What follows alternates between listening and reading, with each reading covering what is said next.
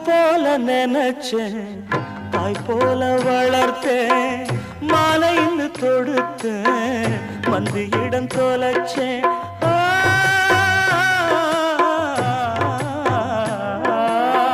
பூ போல நினைச்சேன்